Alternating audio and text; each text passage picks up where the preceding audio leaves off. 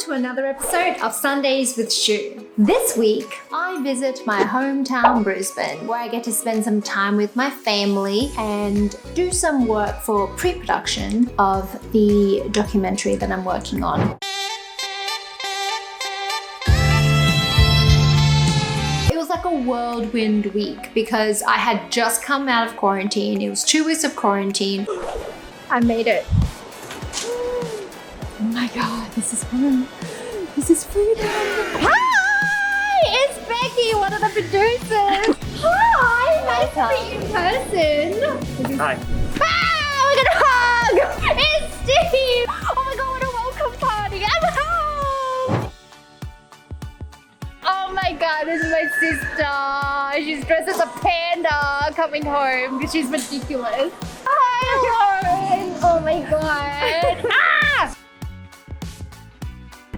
I still can't believe I'm back! Oh my god! And in this 1 week, I had to do pre-production for the documentary, and my days were jam-packed. Like on the Sunday, I had lunch with all of my friends that I haven't seen in so long. I drove down from Brisbane to the Gold Coast to do a photo shoot for a friend. I came back and I had dinner with my family, and I finally saw my dog Charlie that I haven't seen in so long. Oh my god, it was amazing. I missed her so much. The Monday was the first day of pre-production. I had to go get my makeup test, my wardrobe test, meet with some of the people that I was going to be working with. And what a makeup and a wardrobe test is, you have to go and try on a bunch of clothes that wardrobe have picked out for you to see if it matches, to see if you look good in it, to see if the sizes fit, and also take pictures and send it to the rest of the creative team to see if they approve of the look. Another part is the makeup. So they wanted 2 looks for me, a day look and a night look. They did my makeup for both looks to see if it was what they had in mind, and they were playing around to see what colors looked better on me, and basically were making decisions on how I would be looking, my hair and my makeup for the set. When you see characters on screen, you think, oh, they just look good. It feels like they belong in that place, and their hair and wardrobe always look like it suits the location. It's because a lot of people and thought went into how that character should look for that scene.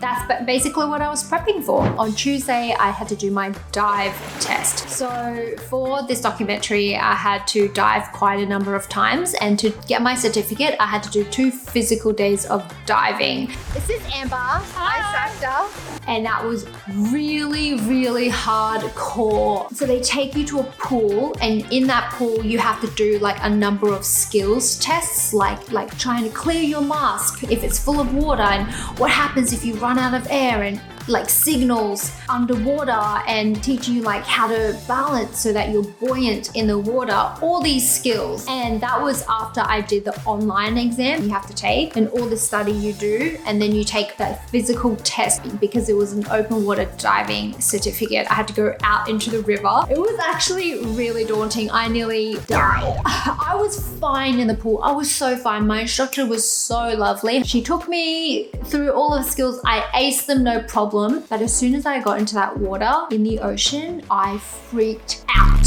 And it was a number of things. Firstly, I nearly drowned once at Bondi, so I was a little bit scared of water.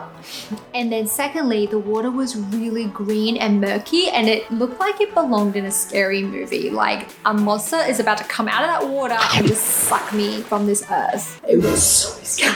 But because I needed this diving certificate for the production, I couldn't not pass. So I tell you what happened was, I went down, like sunk down as per normal, equalized, went down to the bottom, and before I could even get to the bottom, I started freaking out because my throat got dry. Ocean water is so salty, guys. I was like, my throat was drying up. Well, I wanted to choke, but I was scared of choking. I was scared that I would choke and have to breathe in, and then I'd, inhale water, and then I would just drown, and I couldn't see anything above me or around me. And I was like, this is how I die. I'm going to die right here in this diving exam under this water that I can't see. And I had a massive freak out because I was like, but I want to cough, so I need to swallow, and my throat's really itchy. And I indicated to my instructor, I was like, okay, something's wrong, I want to go up. And she was like, no, you don't get to go up. And I was like, what do you mean? She was like, calm down, you need to stay here. Well, she didn't say it, but she was like giving me those eyes. And I was like, why?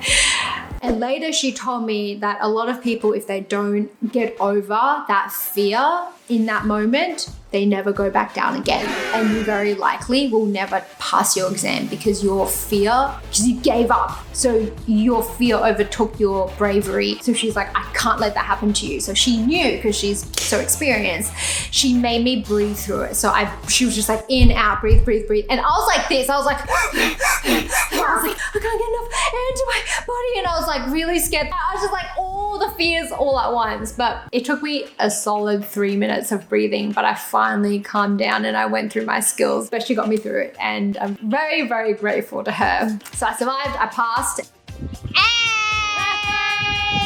And so that was Tuesday and Wednesday.